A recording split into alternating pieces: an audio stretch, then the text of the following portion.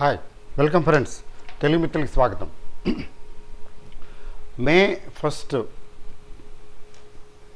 First సందర్భంగా, Maharashtra day సందర్భంగా మార్కెట్లో ఈరోజు సెలవు ప్రకటించారు. కొంచెం మనకి రిలాక్సేషను. బట్ అదర్వైజ్ నిన్న 30th ఏప్రిల్కి మార్కెట్ ఎలా అంటే ఆల్ టైమ్ హైకి వచ్చింది.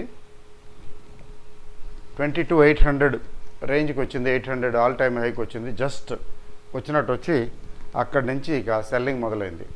There was a selling pressure. అంటే ప్రాఫిట్ బుకింగ్ వచ్చింది. ప్రాఫిట్ బుకింగ్ వచ్చి మైనస్లో క్లోజ్ అయింది. ప్లస్ అలా వెళ్ళిపోయి మైనస్కి వచ్చేసింది. జస్ట్ ఒక 38-40 పాయింట్స్ మైనస్కి వచ్చింది. ఇది 22,600 రేంజ్లో నిఫ్టీ. మళ్ళీ బ్యాంక్ నిఫ్టీ కొంచెం పర్వాలేదు. అది బ్యాంక్ నిఫ్టీ కూడా కొంచెం నెగిటివ్లోనే క్లోజ్ అయింది. బట్ బ్యాంక్ నిఫ్టీ స్ట్రాంగ్గానే ఉంది. అది జరిగిన కథ. ఇప్పుడు జరగబోయే కథ ఏంటంటే,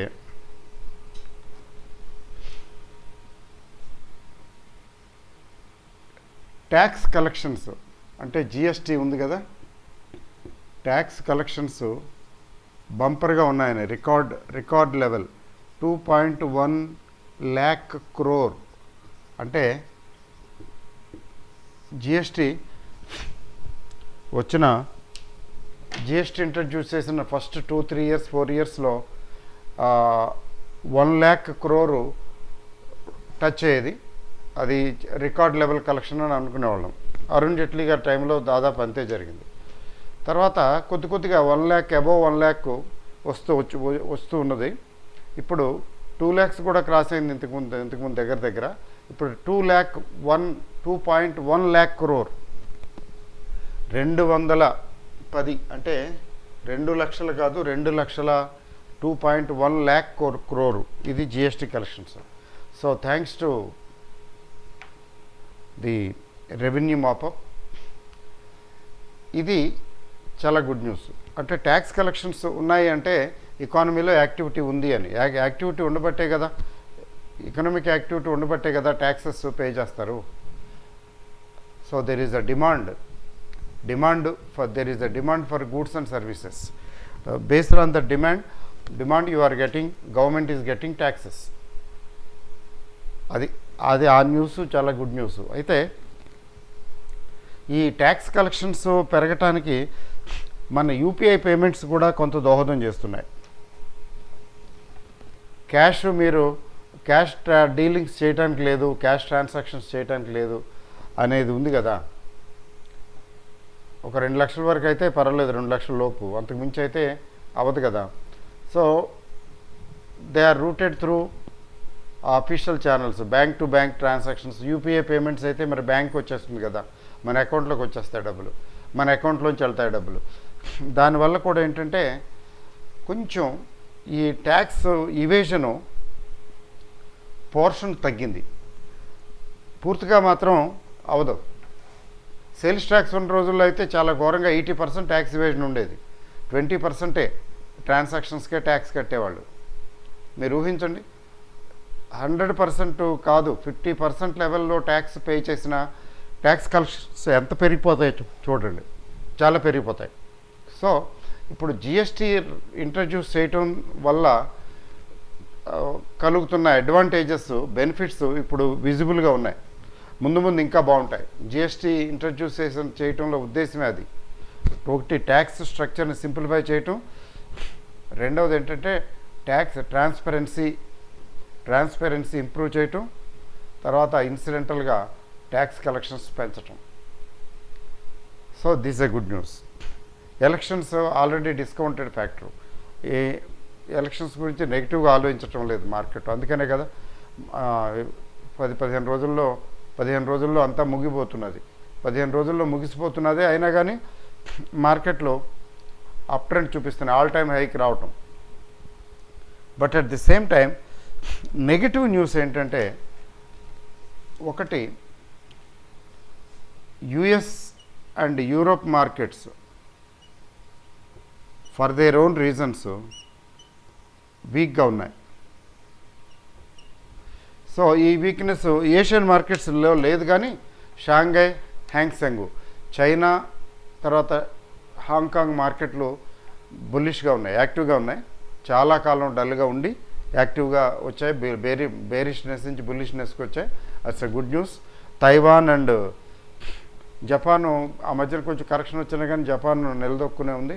ఏషియన్ మార్కెట్స్ ఓకే, బాగున్నాయి, ఇంక్లూడింగ్ ఇండియా. అయితే యూరప్ అండ్ అమెరికా మాత్రం బేరిష్ మోడ్లోకి వచ్చాయి. తర్వాత నిన్న జరిగిన ట్రేడింగు సరళిని బట్టి చూస్తే అమెరికన్ మార్కెట్స్ తగ్గాయి బాగా. దాన్ని బట్టి ఆలోచిస్తే కొంచెం వీక్గా ఉండే అవకాశం ఉంది. అది కాకుండా దీన్ని డబుల్ టాప్ అంటాం కదా, ఇంతకుముందు 22,800 లెవెల్కి వచ్చింది మార్కెట్, అక్కడి నుంచి మళ్ళీ తగ్గింది, మరొకసారి వచ్చింది. ఈ డబుల్ టాప్ దగ్గర రెసిస్టెన్స్ ఉంటుంది, సో ఇక్కడ సెల్లింగ్ వస్తున్నది. So if you interpret this in such a way, markets May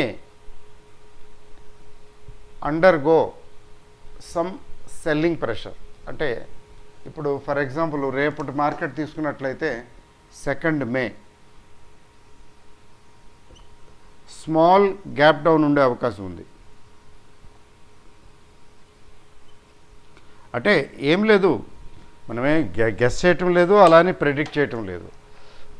American markets కొద్దిగా డల్గా ఉన్నాయి కదా, అమెరికన్ యూరోప్ మార్కెట్స్ డల్గా ఉన్నాయి కదా, ఈరోజు మన మార్కెట్ లేదు కదా, కాబట్టి రేపు దీని ప్రభావం రేపు రానున్న 24 గంటల లోపు, అంటే రేపు ఉదయం మార్కెట్లు ఓపెన్ అయ్యేటప్పుడు కొంచెం గ్యాప్ డౌన్ అయ్యే అవకాశం ఉంది.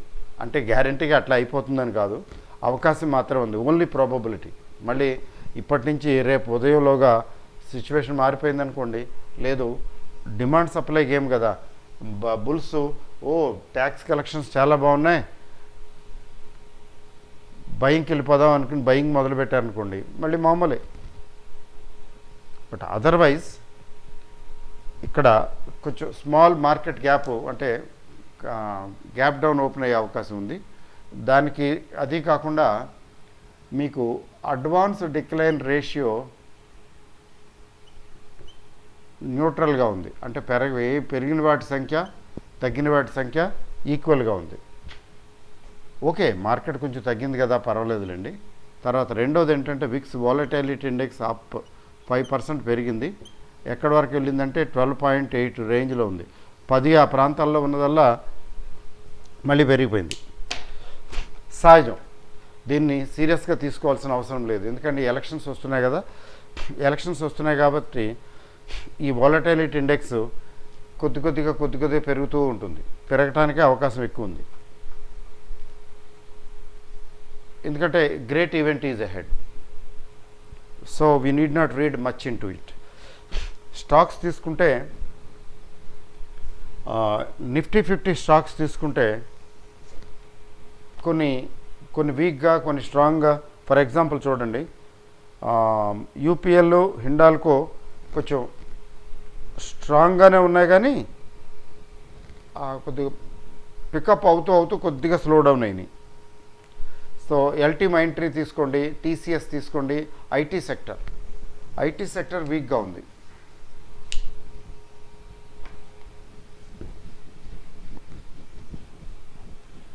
మీకు ఐటీ తీసుకున్నట్లయితే టీసీఎస్, ఇన్ఫోసిస్, తర్వాత ఎల్టీ మైంట్రీ తదితర స్టాక్స్ వీక్ టు రేంజ్, అంటే వీక్గా ఉన్నాయి, అక్కడక్కడే ఉన్నాయి, మూవ్ అవుతున్నాయి, రేంజ్లో ఉన్నాయి, but on the weaker side. మరి స్ట్రాంగ్గా ఎక్కడున్నాయి, ఎవరున్నారంటే బ్యాంక్స్ తీసుకుంటే, బ్యాంక్స్ కొంచెం అప్ ట్రెండ్లో ఉన్నాయి స్లైట్గా. For example ICICI bank, State Bank, ఇవి. అయితే హెచ్డిఎఫ్సి బ్యాంక్ కూడా పర్వాలేదు, బాగానే ఉంది, వీక్గా లేదు, అట్లీస్ట్ స్టేబుల్గా ఉంది. బ్యాంక్స్ స్టాక్స్ బాగున్నాయి. ఆర్ఐఎల్, రిలయన్స్ ఇండస్ట్రీస్ చూడండి, రిలయన్స్, టీసీఎస్, హెచ్డిఎఫ్సి బ్యాంక్ కదా, ఎక్కువ మార్కెట్ మూవర్స్. రిలయన్స్ ఇండస్ట్రీస్ చాలా రోజులుగా రేంజ్ బౌండ్గా ఉంది. 2900 3000 మధ్యన అక్కడక్కడే ఉంది. సో మెయిన్ స్టాక్స్లో రిలయన్స్ ఇండస్ట్రీస్ రేంజ్ బౌండ్గా ఉంది, అదొకటి గమనించాలి. తర్వాత ఆటోమొబైల్ సెక్టర్లో మారుతి కానీ టాటా మోటార్స్ కానీ ఇవి తీసుకున్నట్లయితే రేంజ్లో ఉన్నాయి, బులిష్గానే ఉన్నాయి కానీ కొంచెం రేంజ్లో ఉన్నాయి. అంటే వీటికంటే హీరో మోటో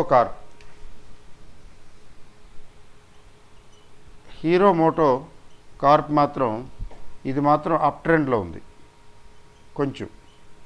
తర్వాత ఐషర్ మోటార్స్ తీసుకుంటే ఓకే, అప్ టు రేంజ్ అప్పే కానీ పెద్ద బాగా ఫాస్ట్గా లేదు.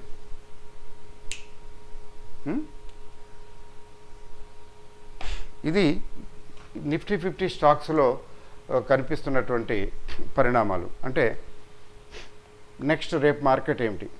రేపు market 60% probability market gap down అవడానికి అవకాశం ఉంది. ఏదేదో దుర్బిణీలు వేసి ఏవేవో చేసి నేనేదో కనిపెట్టి చెప్పటం లేదు. ఎవరో అడిగారు, మీరు మా గ్రూపుల్లో మెసేజ్లు పెట్టి అడిగారు ఎవరు, సార్ మీరు ఎలా చెప్పగలిగారండి గ్యాప్ డౌన్ అని, గ్యాప్ అప్ అని, లేదా 60% ప్రాబబిలిటీ ఉంది తగ్గుతుందని ఎలా చెప్పారండి అంటే అది తావీజ్ మహిమ, అట్లా చెప్పాలా? ఎలా చెప్పారండి అంటే ఏం లేదు, ఉన్న సర్కమ్స్టాన్సెస్ తీసుకుని ఊరికే జస్ట్ గెస్ చేసాం అంతే. అంతేగాని అది మీరు చేయొచ్చు, ఎవరైనా చేయొచ్చు. కాబట్టి ఏదో నేను చెప్పాను కాబట్టి ఆ రోజు తగ్గింది కాబట్టి అబో ఈయన కరెక్ట్గా చెప్పారు అని అట్లా తీసుకోకండి. మార్కెట్ని డే టు డే మార్కెట్ని అట్లాగా యాక్యురేట్గా ప్రెడిక్ట్ చేయలేము. ఒక్కోసారి మనం అనుకున్నట్టుగా అది మార్కెట్ అలా ఉంటే నడిస్తే మన గొప్పతనం కాదు, ఓహో నేను చాలా బాగా చేశాను, బాగా తెలుసు నాకు అని కూడా అనుకోకండి.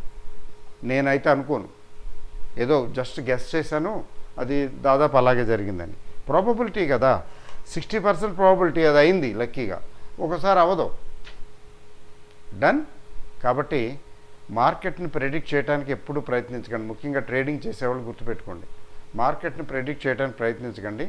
మార్కెట్ ఎలా ఉందో అలా ఉన్నదాన్ని యాజ్ ఇట్ ఈస్గా తీసుకుని ఉన్న దాని పొజిషన్, దాని గమనాన్ని గమనిస్తూ దాంతో కూడా ఉండండి, దాంతో కూడా మూవ్ అవ్వండి.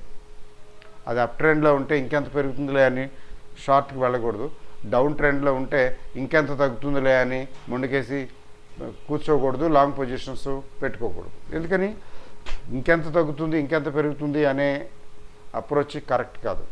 అంటే ఎదురెళ్తున్నాం అనమాట. పెరుగుతుంటే పెరుగుతున్నట్టు దాంతోపాటు వెళ్ళాలి మనం, తగ్గుతుంటే దాంతోపాటు దిగి రావాలి. సో ఓవరాల్గా నిఫ్టీ 50 స్టాక్స్ వాటి పరిస్థితి చూస్తే మందకొడిగా ఉంది, యాక్టివ్గా లేదు. బట్ ఆర్ఎస్ఐ ఎంఏసిడి ఇండికేటర్స్ బుల్లిషే, అవి బేరిష్ సంకేతాలేమీ చూపించటంలా. అందువలన ఏంటంటే కరెక్షన్స్ అంటూ వస్తే ఏమన్నా 100-200 పాయింట్లు తగ్గితే అవి టెంపరీ అనే అనుకోవాలి తప్ప అది ట్రెండ్ రివర్సలు ఇక్కడి నుంచి తగ్గిపోతుంది మళ్ళీ వెనక్కి వచ్చేస్తాయి అన్న సంకేతం తీసుకోకూడదు. మీరు గమనించారో లేదో, 800 to 1000 పాయింట్స్ తగ్గిన తర్వాత మార్కెట్ రికవర్ అవుతూ ఆల్మోస్ట్ 800 పాయింట్స్ రికవర్ అయిపోయింది. ఎక్కడి నుంచి బయలుదేరిందో, ఎక్కడి నుంచి తగ్గిందో అక్కడికి మళ్ళీ వెళ్ళిపోయిందా? 800 to 1000 పాయింట్స్ రికవర్ అయిపోయింది కదా. It's more like V shape recovery. అంటే బయింగ్ ఉంది మార్కెట్లో అని, బయింగ్ ఉంది అంటే బడ్జెట్ అవి మన ఎలక్షన్ అనే పెద్ద ఈవెంట్ ఉంది కదా, అండ్ ఎలక్షన్ మీదేమో చాలా పాజిటివ్గా ఉంది మార్కెట్ రీడింగ్ ఏంటంటే ఎలక్షన్ చాలా పాజిటివ్గా ఉంటుంది, ఈ ట్రెండ్ కంటిన్యూ అవుతుంది. తర్వాత అంటే గవర్నమెంట్ ఈ పాలసీస్ పర్స్యూ చేస్తే మార్కెట్లు, ఎకానమీలో గ్రోత్ వస్తుంది, మార్కెట్లు బాగుంటాయి. ఇది కదా మార్కెట్ రీడింగు. అందుకని ఏంటంటే మార్కెట్లో అలజడి లేదు, తగ్గటం లేదు. ఆ మధ్యన ఇజ్రాయెల్ ఇరాన్ పేరు మీద కొంచెం తగ్గించారు, మళ్ళీ అందుకుంది కదా. అందువల్ల ఏంటంటే ఇన్వెస్ట్మెంట్ పాయింట్ ఆఫ్ వ్యూలో ఏంటి, ఇప్పుడు ఇన్వెస్ట్మెంట్ పాయింట్ ఆఫ్ వ్యూలో అయితే ప్రశాంతంగా కూర్చోవటమే, వెయిట్ అండ్ వాచ్. ఎలక్షన్స్ వరకు ఏం చేయక్కర్లేదు, కొనక్కర్లేదు, అమ్మక్కర్లేదు, కొనవలసిన అవసరం లేదు, అమ్మవలసిన అవసరం లేదు. సో ఒకవేళ తగ్గితే కొంచెం స్పీడ్గా తగ్గితే అక్కడ బయింగ్ ఆపర్చునిటీ వస్తుంది.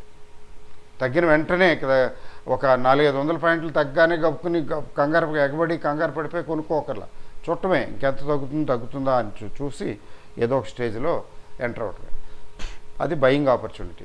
పెరిగిపోతేనో ఏం పర్వాలేదు, పెరిగిపోతే చూసుకుని మన దగ్గర ఉన్న స్టాక్స్ ఎలాగో పెరుగుతాయి కదా, పెరుగుతాయి, మిగతావి చూడొచ్చు. ఫ్రెష్గా ఏ సెక్టర్లో రాణిస్తాయి అనేది చూసుకుని అప్పుడు ఇన్వెస్ట్మెంట్ కూడా చేసుకోవచ్చు. అయితే ముఖ్యంగా ప్రస్తుతం ఏంటంటే ఇన్ఫ్రా రియాలిటీ సెక్టర్లో ఇవి బాగానే ఉన్నాయి, కానీ ఐటీ సెక్టర్ బాగోలేదు. మరి కొంతమంది అడుగుతుంటారు, సార్ ఐటీ సెక్టర్లో ఈటీఎఫ్లు కొనుక్కోమంటారా, లేకపోతే ఐటీ సెక్టర్లో మ్యూచువల్ ఫండ్లో ఇన్వెస్ట్ చేయమంటారా అని. కానీ తగ్గుతుంటే ఆ సెక్టర్ వైపు మొగ్గు చూపడం కరెక్ట్ కాదు. స్టాక్ మార్కెట్ థ్యూరీ ఏంటంటే పెరుగుతుంటే ఇంకా పెరుగుతుందనే అజంప్షన్ తోటి మొగ్గు చూపొచ్చు తప్ప తగ్గుతుంది ఇంకెంత తగ్గుతుందిలే అని ఎదురెళ్ళకూడదు. కాబట్టి ఐటీ సెక్టర్లో ఇన్వెస్ట్మెంట్ ప్రస్తుతం వెయిట్ చేయటమే మంచిది. ఓకే అండి. సో అది ఈనాటి సమాచారం. సో మార్కెట్లో బడ్జెట్ వరకు కొంచెం వాలటైల్గా ఉండే అవకాశం ఉంది. That is quite natural. Budget కాదు, మన ఎలక్షన్స్ అయ్యే వరకు కూడా మేజర్ కదా ఇది.